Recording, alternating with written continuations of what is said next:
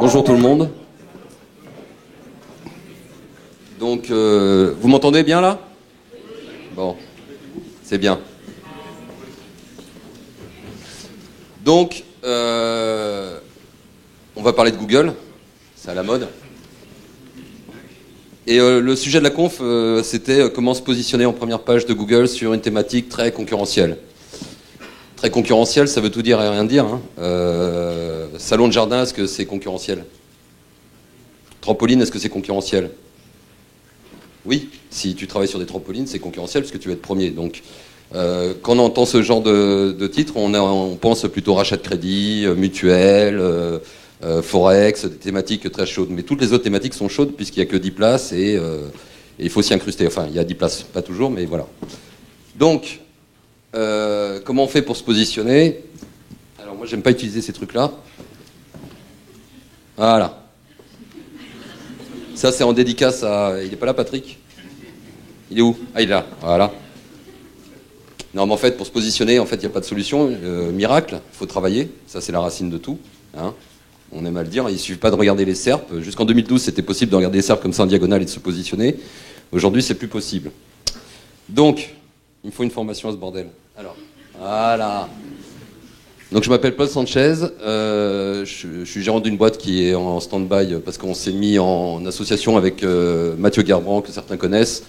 Et on a lancé une agence en janvier 2016 qui s'appelle SO Hackers. Alors, je vais insister là-dessus. C'est pas pour la promo parce qu'on s'en fout. Par contre, ce qui est intéressant, c'est que ce site-là, sohackers.fr, lui, ne peut pas se positionner en première page de Google. D'accord?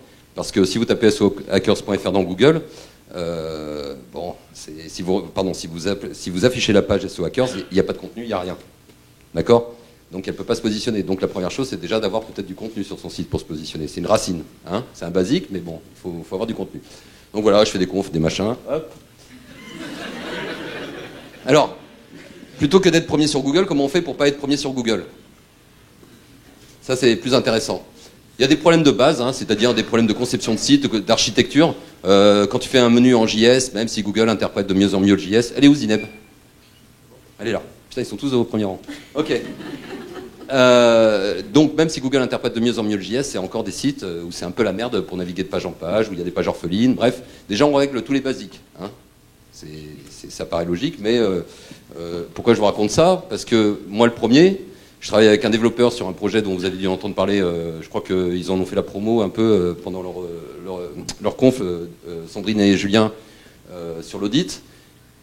Mon kill duplicate, là, pourquoi j'ai mis ce petit résultat Google? Parce que mon dev, il est fan de nouvelles technologies, et il s'emmerde en développant en PHP MySQL, donc il aime bien tester des nouvelles technologies. Qu'est-ce qu'il a pris comme techno? AngularJS. Et moi je galère, parce que moi je suis référenceur. C'est filmé la conf. Ouais, bon. Parce que je galère pourquoi? Parce que ceux qui connaissent AngularJS, c'est inindexable par Google. On est d'accord, Zineb? Bah, si tu mets en place les guidelines Ajax, les recommandations Ajax, etc., oui, mais c'est galère. Non, c'est une galère, et en plus c'est déprécié. Non mais, soyons clairs, c'est déprécié les trucs où tu mets du escaped fragment, machin. Donc on est obligé d'utiliser quand même de générer une page pour Google en dur, pour qu'il y ait du contenu, parce que sinon il n'y a pas de contenu sur le site.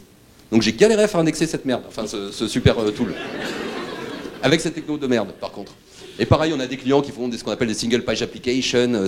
Bon, il doit y avoir des agences de com qui en font ici. Arrêtez. Arrêtez. Hein, parce qu'ils adorent ça, c'est super, c'est pseudo-dynamique, machin, c'est génial pour le client, ça tape, mais pour nous, ça marche pas. C'est une galère, il faut à chaque fois dupliquer le site finalement, et faire une version statique avec prerender.io ou PhantomJS, tout le bordel. Bref, déjà on choisit bien sa techno. Il y a des gars, ils mettent en prod un site le vendredi, hein, il y a des devs dans la salle, ils se barrent le week-end, et le lundi, t'as ton pote référenceur qui t'appelle, qui te dit « Putain Paul, j'ai un problème sur ce site, j'arrive pas à... Enfin, je comprends pas, il est en train de se faire désindexer petit à petit. » Bon, toi, qu'est-ce que tu fais en tant que référenceur pote de ton pote? Tu affiches le code source de la page, tu fais un CTRL-F, méta robot, machin, et tu t'aperçois que le dev, il a mis en prod une version qui est en no-index no-follow. Et donc, il est en train de tuer le site petit à petit. Après, tu as des gars qui veulent dominer un marché, c'est-à-dire qui veulent se prendre pour le Bon Coin, qui veulent envahir la Suisse, d'accord, leboncoin.ch, on va dire l'équivalent, je ne peux pas te donner le nom du client, et qui te disent on veut générer 1 million le prochain mois et on veut augmenter comme ça, fais-nous des prévisions d'augmentation de trafic, machin, ok, pas de problème. Par contre, vous allez corriger les basiques, c'est-à-dire que toutes vos pages internes qui sont en canonical vers la home, ça ne le fait pas. Même si Google, pour le coup, est cool, c'est-à-dire qu'il ignore des fois la canonical quand on le pointe vers la home, mais les gars, ils ont, je sais pas, je dis une bêtise, 10 millions de pages. Sur les 10 millions, tu en as 3 millions qui sont indexés parce que toutes les pages internes ont une canonical qui pointe vers la home. Qui sait qui sait pas ce que c'est qu'une canonical? Ok, donc ça me dit un peu qui n'est pas référenceur. Donc là, on est à 50%. Et qui n'est pas SEO dans la salle ou référenceur? Ah, c'est cool ça. Donc vous comprenez bien un petit peu quand même? Bon, c'est pas grave, c'est ce que je dis à chaque fois, ça vous rentre dans la tête et peut-être que... Voilà. Mais ça, c'est des basiques qui peuvent être fatales pour des sites, ok? Et donc là, tu es sûr de ne pas atteindre la première page de Google. Pareil, des gens qui font du duplicate, c'est-à-dire, je donnerai toujours cet exemple, hein, on me contacte, je veux lancer un site de thé, enfin j'ai lancé le site, etc. Bon, je veux de l'aide pour être visible sur Google, blablabla. Le seul problème, c'est qu'ils ont dupliqué les fiches fournisseurs et que du coup, la question que je leur dis, mais c'est quoi ta plus-value? Tu veux lancer un site sur l'été, il y en a déjà des milliers, c'est quoi ta plus-value par rapport aux autres qui sont déjà en place? Qu'est-ce que tu vas apporter au gars qui vient sur ton site? Déjà, il faut qu'il te trouve parce que tu as tellement dupliqué, enfin, ton site, c'est rien, il sert à rien, c'est de la merde. Donc, soyons uniques, hein, faisons des fiches uniques, etc. Et puis, tu as les gens malheureux qui utilisent WordPress pour la plupart, ou Joomla, ou tout le bordel, et qui se font hacker leur site à leur insu. Et leur site perd des positions dans Google, et ça, c'est pareil, il faut le monitorer régulièrement. Ok, ça, c'est des basiques. J'en ai jeté comme ça, il y en a plein d'autres. Hein. Donc là, comme ça, on est sûr de ne pas être en première page de Google. Voilà. Ah, c'est dans le bon sens. Alors ce matin, je me suis levé, parce que la presse, ceux qui me connaissent savent, les autres ne savent pas, je l'ai faite là. Donc j'ai pris le message à 10h40 d'un mec qui poste sur le forum de Google Webmaster Tools. Bon, il n'est pas dans la salle, mais c'est filmé apparemment, donc... je ne vais pas dire que c'est un débile mental, mais voilà. Mon site a été bloqué par Google. Pouvez-vous m'en dire plus? Est-ce que le fait d'afficher des coloriages publiés par d'autres personnes que moi-même, nous avons récupéré le contenu sur Google Images, c'est-à-dire que le mec il pique des images sur Google Images, et il génère un site avec ça. Et le mec... Alors c'est bien, hein? C'est bien quand tu es dans une démarche, je fais grimper un site qui se fasse éclater ou pas, je m'en tape, parce que je vais prendre de l'oseille en attendant, mais là, tu viens pas sur Google Forum Webmaster Tools raconter ça, quoi. Tu t'es pris ta pénalité, tu restes chez toi et tu changes de site et de domaine et tu recommences. Bon, tout ça pour vous dire que, voilà. Ça c'est sûr, tu peux pas rester longtemps. Hein, c'est éphémère. Et donc, il a eu un message comme quoi, parce que je l'ai mis là aussi, problème de spam majeur sur le site. Tu connaissais ça, Zilem? Problème de spam majeur sur le site. Bon, bref, on continue. Ça, c'est toutes les actions manuelles enfin, la majorité des actions manuelles que Google inflige, enfin des pénalités manuelles que Google inflige quand vous déconnez, ou pas. Voilà, il y en a qui sont plus ou moins, bon, voilà, vous les connaissez. Si vous appliquez certaines de ces choses, vous êtes sûr de ne pas ranker. Hein, pas toutes, mais certaines. Bon, les bases pour ceux qui ne sont pas SEO, et vu que c'est dommage pour les autres, hein. On va faire une conf low, non, c'est péjoratif low. On va faire une conf, comment on dit, newbie. Alors, le fameux triptyque, technique, popularité, contenu. Si on veut ranker sur Google, il faut d'abord travailler sa technique, il faut travailler son contenu, et il faut travailler sa popularité, sa visibilité, etc. Hein, et voilà, les directives de Google. Ça, j'ai bien aimé mettre ce slide. Pourquoi? Parce qu'il y a Zineb. Ah, à chaque fois. Non, c'est positif, c'est positif. En plus, elle est plus là. Enfin, elle est plus dans ce truc-là. Bon. Ce que je dis à mes clients quand ils viennent me voir pour dire, bon, il faut mettre à jour, Paul, il faut qu'on soit Google friendly, mobile friendly, machin. Je leur dis, quand toi tu cherches sur ton téléphone une info, ça te casse les couilles quand le site il n'est pas lisible sur ton petit écran. D'accord? Donc tu oublies Google, tu penses à l'utilisateur et tu te mets à la place de l'utilisateur. C'est pas Google, c'est pas parce qu'il y a Google qu'il faut se mettre Google friendly ou mobile friendly. Hein, c'est pour ton utilisateur. Pareil pour l'HTTPS, on en discutait hier avec Zineb qui m'a apporté un autre éclairage, mais effectivement, moi, le côté basique du HTTPS, c'est l'histoire de la sécurité du S, qui dit que si tu as un e-commerçant, ou si tu as un espace privé ou un accès membre, etc., Tu sécurises les accès, ça donne aussi un critère de réassurance vis-à-vis de ton visiteur, etc. Et puis, en même temps, ça anonymise quand tu veux, voilà. Et le page speed, c'est la même chose que le mobile friendly. Pourquoi on fait du page speed? Pourquoi on améliore la vitesse de chargement de nos pages? C'est pas pour faire plaisir à Google, parce qu'il a dit que c'est un critère officiel, blablabla, blablabla. Non.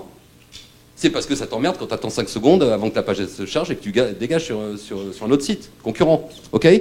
Donc des basiques. Ça, c'est des basiques, mais il faut les mettre en œuvre. Alors maintenant, on va plutôt faire dans l'autre sens. Comment essayer d'être premier? Il n'y a rien, encore une fois, de magique ou de secret dans notre métier. Il n'y a encore une fois que du travail.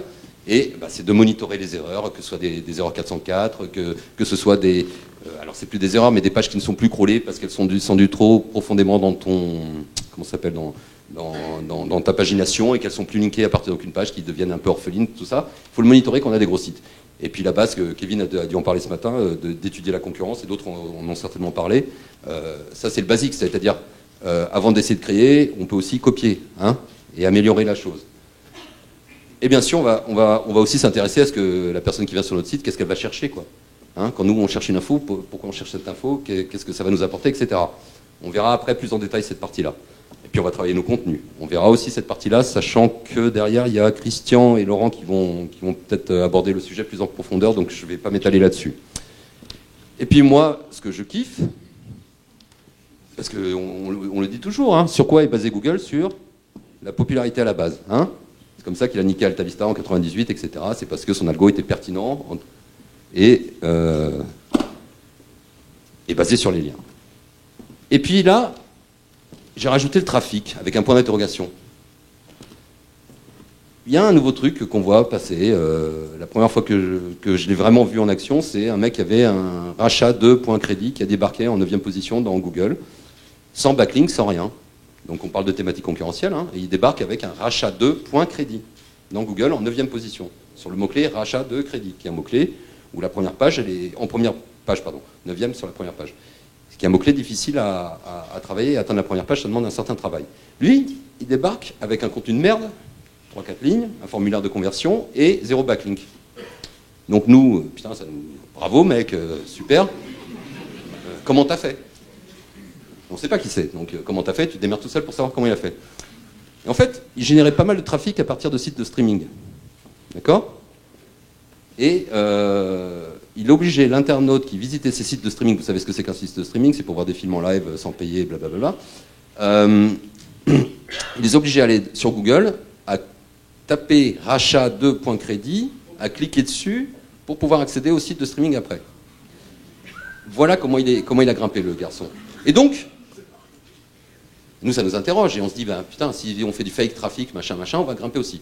Alors moi, j'ai fait du vrai trafic, c'est-à-dire que j'ai payé des gens, 200-300 personnes, des Français, pour cliquer, pareil, sur mon site de rachat de crédit, en disant, tu vas aller sur Google, tu vas taper rachat de crédit, tu vas descendre, tu vas chercher mon site, tu vas cliquer dessus, tu vas surfer sur mon site, tu vas descendre en bas de page, aller sur une page interne, recliquer, revenir sur la home, copier le code que je t'ai généré pour bien prouver que tu as fait le job et je te paye après. J'ai payé 200, 250 personnes plusieurs fois, à plusieurs reprises, avec des tests un peu différents. J'ai eu 0 résultat positif. Pourquoi? Il n'y a pas 36 000 solutions. C'est soit mon test est foireux, soit j'ai pas assez de volume d'un coup pour impacter Google. Donc, vous avez tous des téléphones là ou des trucs? Des ordis, des machins? Parce qu'il faut que je rank sur un site là. Non, mais ce qu'on pourrait faire, c'est faire un test en live. Alors, on va pas le faire maintenant, je l'ai mis là, mais j'aurais bien aimé qu'on le fasse là. Mais si on n'a pas le temps, on le fera une autre fois, ou on le fera à la fin de la session là, si on a le temps, c'est-à-dire d'aller essayer ça tous ensemble d'un seul coup, aller voir si on arrive à influencer Google, parce qu'on est tous là dans une salle et que c'est avec nos téléphones portables, on peut peut-être avoir des résultats, faire bouger des positions. On l'avait fait à une autre conf, mais sur du Google Maps, où on a réussi à faire passer c'était un hôtel-restaurant, je crois. Il était 4e, on l'a fait passer 3e pendant une demi-heure. Après, il est retombé.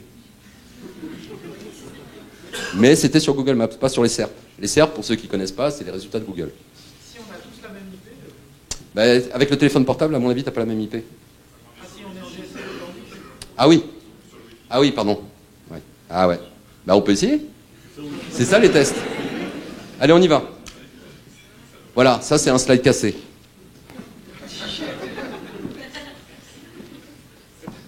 Bon, là, je l'ajouterai Whitehead parce que Zineb, hein, parce que sinon c'est bullshit. Non, c'est pas vrai. Univers des besoins et des attentes. Hein, ce qu'on disait tout à l'heure, savoir ce que cherchent les internautes, leur donner la bonne réponse, et puis essayer d'avoir une page justement qui correspond à ce qu'il veut, et essayer de le convertir à partir de cette page-là. J'avais fait un job pour une grosse boîte en sous-traitance, pour une agence de com qui travaillait pour un grand groupe, blablabla. Hop, je peux pas le dire malheureusement. Et je m'étais pris la tête à trouver toutes les questions qui se posaient dans la thématique des verres et des lentilles de contact, etc. Donc, il a classé ça par univers. Donc, comment on fait pour avoir toutes ces questions-là? Alors ça, c'était en 2013, je crois. Hein, pour avoir tout ça. Soit on attend qu'il y ait des super gens dans la salle qui développent les tools, type SEMrush ou Yoda, ou Kevin, soit on se démerde avec Google Suggest et par exemple Yahoo Answer. D'accord? Et on va extraire les questions de Google Suggest. Comment on fait pour extraire les questions de Google Suggest? Qu'est-ce que j'ai fait? Ah oui! Et maintenant, en 2016, il y a ce site-là qui vous donne aussi quelques questions. C'est pas exhaustif, c'est une bonne base de départ, mais voilà, c'est quand on ne sait pas développer ou quand on n'a pas de développeur sous la main. Mais sinon, à l'époque, on faisait comme ça. On tapait how to, étoile, le mot-clé, et on prenait tous les suggestions qui sortaient. Ces suggestions, on les passait dans AdWords, on regardait s'il y avait un minimum de volume de recherche. Vu que c'est des mots-clés un peu long train, il n'y a pas de gros volume de recherche. Mais c'est intéressant d'avoir ça pour construire tes pages après. OK? Ensuite, bah c'est marqué. On a nettoyé les faux positifs, c'est-à-dire que tu as toujours des merdes connexes qu'il faut que tu vires. On a éliminé les questions similaires et on les a reclassées dans des catégories. On a fait la même chose avec Yahoo Answer, je passe vite, on a extrait le top pour chaque thème. Pareil, Yahoo Answer, très intéressant. Ou des gros forums. Si vous êtes dans la thématique, je sais pas, incontinence. Je dis ça parce qu'il n'y a personne qui a 90 balais dans la salle. A priori. Et ben, quand tu es dans la thématique incontinence, tu quoi? Je sais plus ce que je voulais dire. Bon. Oui, tu vas sur un forum typo féminin ou Doctissimo et tu prends les topics chauds et tu regardes les questions que les gens se posent et tu vas les exporter sur ton site et faire des contenus qui vont répondre à ces questions. Ça peut être une bonne porte d'entrée, ok? Ça t'évite d'interviewer des gens qui ont de l'incontinence, etc. Et puis on a concaténé le bordel pour garder que les top questions. Ok, on repart sur les bases des StratSO, on repart sur de l'Arbo. Donc l'Arbo, ils en parleront, mais on va en parler un peu quand même. De contenu notoriété. Alors, donc ça permet quoi? D'avoir un crawl optimisé. Alors, oui, pour ceux qui sont newbies, Google, GOAT, il se pointe, il crawl les pages, d'accord? Après, il va les... Ça se fait en 3 steps, hein. Crawl, indexation, ranking. D'accord? Et après, il les indexe, il extrait le titre, il extrait des contenus, il extrait des infos, etc. Il les indexe, et puis après, il les rank, ou pas. Voilà. Et là, c'est un truc exprès vachement bien fait, où tu vois rien, mais qui donne un peu le spirit qu'ils développeront tout à l'heure, c'est-à-dire que tu as ton monosite, ta homepage, des espèces de clusters et des liens qui pointent vers d'autres clusters dans lesquels tu as tes contenus hyper bien organisés. Ça, c'est indispensable aussi. Bien. Bon, là, je vous ai mis des petits points qui sont importants. On peut développer des contenus d'information, informatifs, et on va lier ça avec des landing pages, hein, avec un contenu aussi riche. Voilà, je vous laisse lire. Et ce qui m'intéresse plus, moi, c'est tout ce qui est entité nommée et microdata. Ça, c'est des choses faciles à exploiter et qui nous permettent d'enrichir les contenus. Soit pour la compréhension, soit, je vous donne un exemple, pour ceux qui ne savent pas, les entités nommées, par exemple, c'est dans un texte, là, je ne sais plus quel outil j'ai utilisé, mais François Hollande, par exemple, c'est une entité nommée. Le Sénat, c'est une entité nommée. Ça, ça enrichit votre texte. C'est important d'avoir ça quand vous travaillez sur un texte sur François Hollande. Et on a ici des personnalités connexes qui étaient présentes dans le texte. On peut avoir des lieux, on peut avoir des dates, on peut avoir des chiffres, des heures, Voilà, c'est ça, c'est ce qu'on appelle les entités nommées. Bon, et JSON-LD, c'est... Ah merde! Attends. Je suis allé où, là? Ah ouais, mais parce que j'ai fait un effet de style. Voilà. Ça, c'est l'exemple de ce qu'on appelle des microdata, mais en version JSON-LD. Alors ça, c'est plus pour les devs. C'est super bien parce que tu n'as pas besoin d'interagir avec de rentrer dans ton HTML, tu mets ça dans le head. Et là, par exemple, c'est un microdata pour dire je suis une organisation, voici le nom de ma boîte, voici mon numéro de téléphone, etc. Et qu'est-ce que je fais? Et ça, il y en a plein des microdata. Et ça, il faut les exploiter. Ça donne de l'information au moteur, c'est facile à mettre en œuvre et c'est une tuerie. Bon, après, Google s'en sert pour faire des trucs, knowledge graph, tout le bordel. Mais ça, c'est autre chose. Je suis où, là?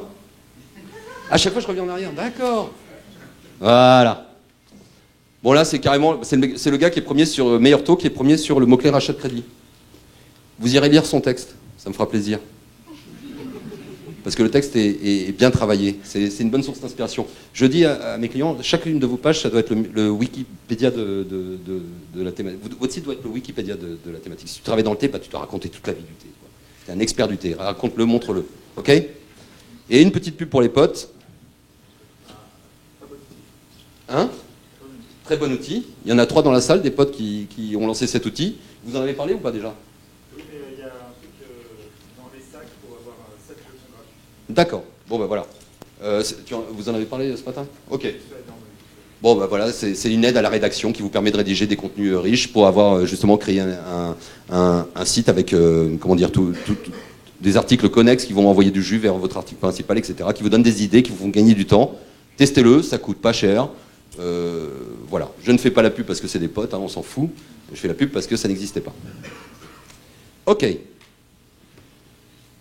Moi, ça c'est mon dada. Malheureusement, ceux qui ont déjà assisté à mes confs, on va un peu répéter les mêmes choses, mais ça tombe bien, il n'y a pas beaucoup de gens qui font du SEO dans la salle, donc voilà. Voilà, moi ce qui m'intéresse c'est ça, c'est le netlinking. On va faire une petite pause. Hein. Bon, ceux qui ne sont pas SEO, vous captez quelque chose ou que dalle? Ça va? C'est bien. Donc ça, quand tu as fait ton contenu, quand tu as fait ton architecture, que tu as débloqué tous tes problèmes techniques, c'est ce qui peut faire la différence avec ton concurrent. Quand tu as une agence SEO, c'est ce qui peut faire la différence avec ton concurrent SEO pour vendre à ton client une belle prestation. Ok? Ça nous intéresse, nous, le linking. Le linking, tout le monde sait ce que c'est des liens qui pointent d'un autre site vers ton site. Ça va? Bon. C'est ce qu'on appelle le sang du web, hein. C'est comme ça qu'est né le web, hein. On se balade de site en site. C'est mortel. Alors, sinon tu ne peux pas naviguer. Sinon c'est... Ouais, bon bref, j'arrête. La première chose à faire là, si je veux être premier demain sur le mot-clé référencement, hein, ben, s'il y a des gens sympas dans la salle, je vais leur dire, ben, faites-moi un petit lien à partir de votre site, vers mon site, et je vais gagner des positions, tout simplement. C'est très basique. Et si je leur dis, faites-moi un lien avec une encre, là j'en ai perdu tous ceux qui n'étaient pas SEO, une encre, c'est le titre du lien, hein, cliquez ici, là, le truc qui est entre le href, voilà. C'est ça, une encre de lien. Et ben, si vous me faites ça avec le mot-clé référencement, un lien avec le mot-clé référencement, je vais grimper dans les SERP, dans les résultats de Google. Par contre, comme on en a trop abusé, les gens de chez Google, ils ont mis des filtres en place, qu'ils lancent périodiquement. Ça fait longtemps qu'ils ne l'ont pas lancé, on ne sait pas s'ils vont le relancer. C'est-à-dire que si tu insistes trop sur un mot-clé, tu te fais déclasser. C'est-à-dire que si je vise référencement et que je vous demande tous un lien référencement, je vais monter très vite. Par contre, je vais sauter aussi à la prochaine mise à jour de ce qu'on appelle Penguin. Ok? Donc c'est pas l'objectif. Hein, Kevin? Donc aujourd'hui, on ne fait plus ce qu'on appelle des liens optimisés. On fait des liens désoptimisés. D'accord? On va plus travailler sur le contexte que sur l'encre du lien lui-même. C'est-à-dire qu'on ait la sémantique autour d'un texte avec le lien au milieu, sans forcément ancrer, en mettant juste voir plus d'informations, cliquez ici, ou l'URL directement, ou la marque si c'est une marque, etc. Sans forcément créer nos liens avec le mot-clé qu'on vient. Voilà, donc ça c'est un peu le plan de ce que je vais vous présenter après, c'est-à-dire ce que je fais aujourd'hui quand je fais du linking. D'abord, on va utiliser, si on a des gros clients, je l'ai mis après, bah, je passe tout de suite, tac, voilà. J'ai pris Carrefour aujourd'hui. Donc Carrefour, que vous connaissez, ça marche en Suisse aussi, bah, ils ont plein de sites. Et si ils ont besoin de jus pour faire monter, par exemple, le Carrefour Spectacle, se positionner sur le mot-clé spectacle, ils devraient faire, à partir de tous les autres sites, des liens qui pointent vers ce site-là. Ça, c'est facile à faire, puisque c'est au sein du même groupe, et que c'est des sites qui sont puissants, puisque c'est un grand groupe. Donc, avant quoi que ce soit, toujours faire appel aux ressources internes qu'on a. Ok, aux amis, etc. Bon là, tu l'as fait ce matin ça? Ok. Ça c'est aussi un classique qu'on oublie pareil fréquemment, c'est-à-dire d'analyser ce que font les concurrents et d'extraire le meilleur des liens qu'ils ont. On prend les 10 premiers sur la requête trampoline, on va regarder leurs liens et on va regarder les liens qu'ils ont en commun et on va essayer d'avoir les mêmes liens. S'ils ont des liens en commun, ça veut dire que peut-être nous aussi potentiellement on peut les obtenir. Donc c'est un basique qui ne demande pas beaucoup d'efforts mais qui est nécessaire pour partir avec une base déjà, bah, si les 10 premiers ont ce type de lien, si moi je peux les avoir, je prends. Ok? Souvent, on va retrouver des liens d'annuaires, des liens de forums, des échanges, des listings, voilà. Voilà, on arrête là. Attends. Bon, je vous ai mis les outils, hein, SEO Observer, Kevin, Majestic et Ahrefs. Après, c'est ce que je dis, chacun a ses affinités pour analyser les liens des concurrents. Ça c'est des outils donc, qui permettent d'analyser les liens des concurrents. Ça, je le dis à chaque fois aussi, c'est un peu de liens diversifiés, je vous laisse lire. Je ne vais pas m'étaler dessus, je préfère qu'on passe en questions-réponses à la fin. Là-dessus, bah, c'est des liens diversifiés, il y a toujours un peu d'annuaire SEO qui fonctionne très bien, il y a toujours des annuaires pro, etc., des sites d'avis, vous êtes une société, vous avez le droit d'avoir des offres d'emploi avec un backlink qui pointe vers votre monnaie site, vous avez le droit de mettre, quand vous faites des offres de stage, n'oubliez pas de poser votre lien à chaque fois, etc., etc. Ok? Ça, c'est difficilement pénalisable par Google, tu es d'accord? Bon. Non mais c'est vrai. Voilà. On a le droit d'être sur les annuaires professionnels aussi. Il y en a en Suisse. C'est quoi le plus gros site en Suisse? C'est page. C'est quoi déjà? Pas tous à la fois, il y en a un qu'il faut qu'il parle. Local quoi? .ch. Voilà. Qui se spam apparemment très bien de mémoire. Bon, bref. Vous avez lu? Je passe après. Allez. J'ai un problème de bouton. Voilà. Maintenant, on va parler d'un truc qui est peut-être... c'est l'origine de Google, le premier formulaire qu'ils ont mis en place pour lutter contre le spam, c'est contre l'achat de liens. Et pourquoi? Et en dehors du fait que ça marche, pourquoi? Parce que? Non, c'est pas ça la question. Pourquoi Google n'aime pas ça? Ça, je vais y arriver. C'est quoi le premier service qu'ils ont mis en œuvre, Google? C'est ce qui leur a rapporté de l'oseille. Ce qui leur rapporte toujours de l'oseille, c'est AdWords. T'es d'accord? Non mais soyons concrets. Donc c'est normal qu'ils luttent contre ça. Parce que imagine, si ça coûte moins cher d'acheter du lien que de payer d'AdWords, tu vas arrêter de payer d'AdWords, ou diminuer ton budget AdWords. Chier quoi. Moi à la place de Google, ça m'emmerderait. Donc je vais essayer de te démonter. Hein? Bon bref, on continue. Et pourquoi c'est bien l'achat de lien? Est-ce que tu vas plus vite que ton concurrent? Moi j'aimerais bien être balèze comme lui, mais c'est mal barré. Alors, l'achat de lien, c'est une tuerie, absolue. C'est le Saint Graal, Non, non, je rigole pas. Je ne rigole pas. Demain, vous voulez ranker dans la première page de Google sur n'importe quel mot-clé, achetez 50 liens sur 50 domaines différents qui ne sont pas du tout dans votre microcosme, vous allez monter comme des flèches. Ne vous plaignez pas après si Google vous éclate au bout de quelques mois, prenez l'oseille.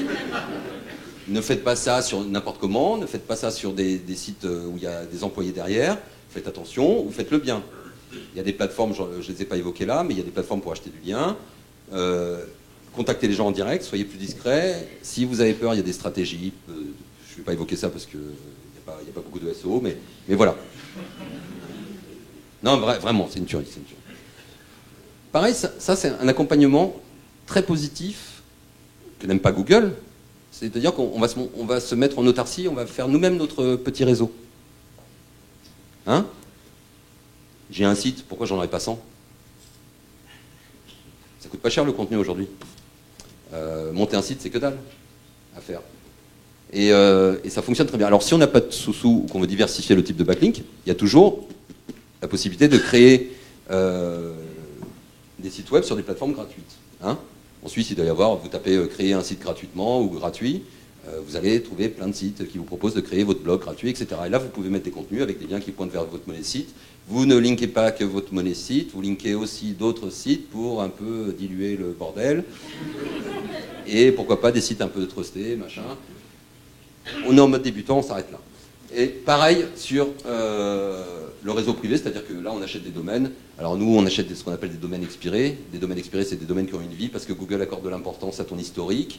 Parce que vous voyez bien quand vous lancez un nouveau site, vous n'êtes pas tout de suite bien positionné, que vous avez un espèce de delta entre le moment où vous lancez votre site et le moment où vous commencez à avoir des résultats et du trafic. Donc nous on gagne du temps, on achète des domaines qui ont déjà eu une vie. Pour peu qu'ils aient une vie dans nos thématiques, c'est encore mieux. Et on crée un réseau comme ça sur lequel on va remettre des contenus, remettre des liens vers nos pages. On fait des contenus propres sur ces sites-là maintenant. On fait des belles choses. Hein, même en automatique, on arrive à faire des belles choses. Si on ne sait pas automatiser, on a des petites mains ou du courage et on ne dort pas. Et on en crée comme ça une petite galaxie, ça va nous aider à monter. L'avantage de ce type de stratégie, c'est qu'on a la main dessus et qu'on peut revenir en arrière s'il y a un souci. Si on se fait défoncer par Google, on coupe et on s'excuse auprès de Google. Et on recommence pas.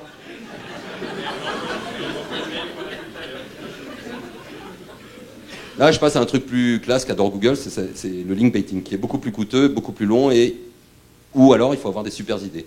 Le link baiting, c'est je propose quelque chose d'intéressant pour avoir en retour des liens vers chez moi, entre autres, ou qu'on parle de moi, ou créer de la notoriété, etc.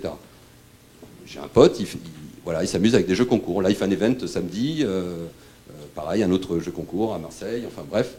Et ça apporte aussi du lien. Ça, c'est Abondance et WOptimo, donc, que vous connaissez. J'espère, même pour ceux qui ne sont pas SEO, peut-être. Qui connaît pas Abondance, par exemple? Olivier Andrieux. D'accord. Chez nous, c'est le... Ouais, mais vous êtes suisse, peut-être. Chez nous, c'est le pape du SEO, c'est celui qui a comment on dit, démocratisé le SEO, ou qui en a parlé la première fois en 97 ou 96. Voilà. WOptimo, c'est un ex de chez Google qui a monté sa boîte et qui vend de la presta SEO. Et donc, une des techniques qu'ils ont utilisées pour un de leurs clients, c'est de faire une étude sur le mot-clé mutuel pour essayer d'avoir des liens, des partages de cette étude, tout simplement. Hein, un classique qui est coûteux. Le retour sur investissement, c'est random. À voir, ça se fait.